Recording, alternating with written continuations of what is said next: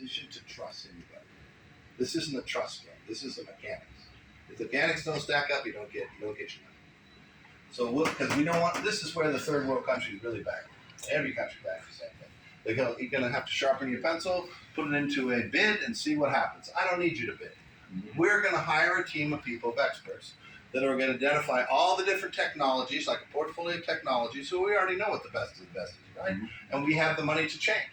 If that technology doesn't stack up next year, we change the technology. No problem. We're looking for the best of the best. Think of each country like a spaceship, right? And in 15 years, it's going to take off in the universe. It's got to have everything possible on that spaceship. So planet Earth is going to go through a 221 country retrofit and then take off in the universe. Because once we transition from a monetized scarcity system, we end up in a what I call abundance system, abundonomics, so like Spanglish, right? We're merging the reality of the universe is abundant. It's not scarcity. So we got to merge these two ideas, right? Okay, so we're going to say to the companies, you're going to get 10% net. We're going to pay for the materials. We're going to pay for the labor. So that way we know we're not cheating them. Because you, the label is pointing at you, right? If you as a man going to exchange your time for money, the only thing you have is time, right? And if you don't get enough money for that time, you're not going to get ahead in life, right?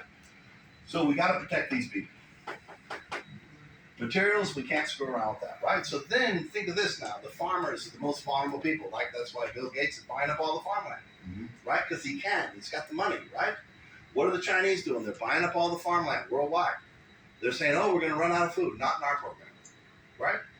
And the other thing is we don't want them to flip materials. They're going to buy cheap cement, for example. If you go, where are you from originally? U.S. or someplace else? U.S. Okay. So you must have traveled a little bit, right?